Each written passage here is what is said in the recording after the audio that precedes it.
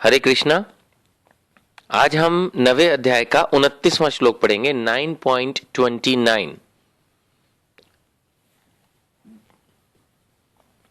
समो अहम सर्वभूतेषु न मे द्वेष्यो अस्ति न प्रिये ये भजन्ति तु मां भक्त्या मयि ते तेषु चाप्यहम्।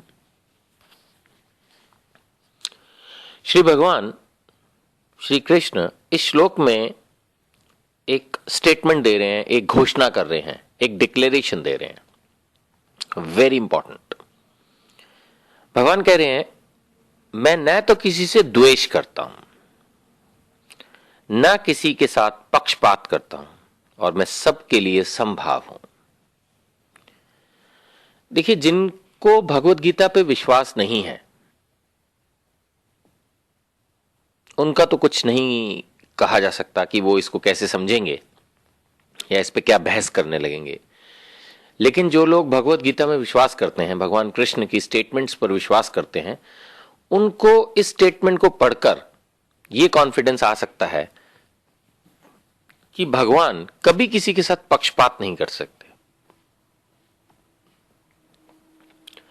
भगवान किसी से द्वेष नहीं करते। कई बार कहते हैं ना, भगवान मुझसे चिढ़ता है। कुछ लोग ऐसा, जब बुरा हो जाता है, मेरे साथ ही ऐसा करता है। भगवान कभी किसी से बुरा नहीं सोच सकते। भगवान तो परम पिता हैं, परम दयालु हैं। जो कुछ होता है हमारे कर्मों का ही फल है। मैं ये नहीं कह रहा कि हम ऐसा सोचें कि वो कर्मों का फल है। हम ऐसा सोचें या ना सोचें, है तो वो कर्मों का ही फल। भगवान ने कहा है, मैं न तो किसी से द्वेष करता हूं, न किसी के साथ पक्षपात करता हूं, सबके लिए संभाव हूं। तो हमें कॉन्फिडेंस होना चाहिए भगवान की स्टेटमेंट पर। और साथ में वे लोग जो कृष्ण भावनामृत में हैं, अर्थात नित्य भगवत गीता पढ़ते हैं, भगवान के नाम का जप करते हैं, भक्तों की सेवा करते हैं, जनसाधारण की सेवा करते हैं,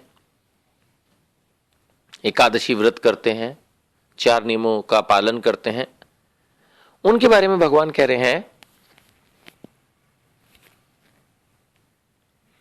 किंतु जो भी भक्ति पूर्वक मेरी सेवा करता है वह मेरा मित्र है, मुझ में स्थित रहता है और मैं भी उसका मित्र हूं।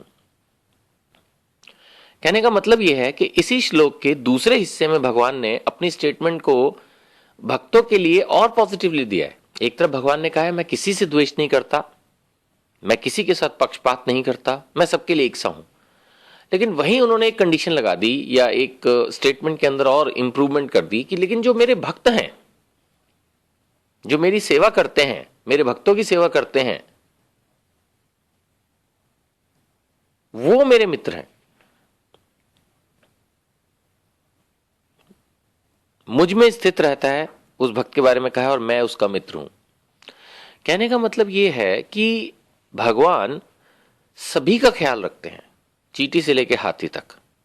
यहां तक कि जो दुराचारी हैं, गलत काम करते हैं, ध्यान से अगर हम देखें तो भगवान उनका भी ख्याल रखते हैं। उनको भी रोटी मिलती है, हवा मिलती है, पानी मिलती है, सूर्य की रोशनी मिलती है। ऐसा नहीं है कि अगर कोई क्रिमिनल है तो सूर्य अपनी रोशनी उस पर से हटा लेता है, या बादल अपनी वर्षा उस पर नहीं करते, या हवा बहते हुए उसको सांस लेने में तकलीफ पैदा करती है। ऐसा नहीं है।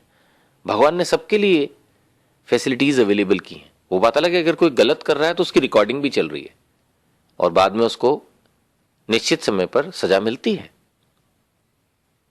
लेकिन भगवान जो अपनी कृपा है वो ज्यादा किस पर बरसाते हैं? अनेकों रूप में जो उनके भक्त हैं, जो उनकी सेवा करते हैं, जो भगवान से जुड़े हैं।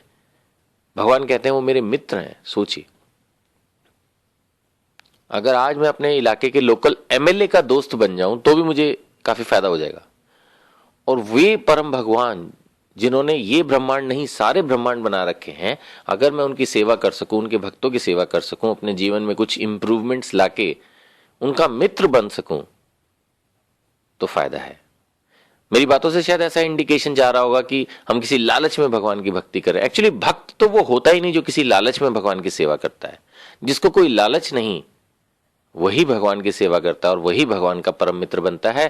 क्योंकि शुद्ध भक्त ही भगवान की सेवा कर सकते हैं, और शुद्ध वही है जिसके मन में कोई अभिलाषा नहीं है। तो हमें चाहिए कि हम शुद्ध भाव से भगवान की सेवा में लगने का प्रयास करें, ताकि भगवान अपनी कृपा हम पर बरसाते रहें। हरे कृष्णा।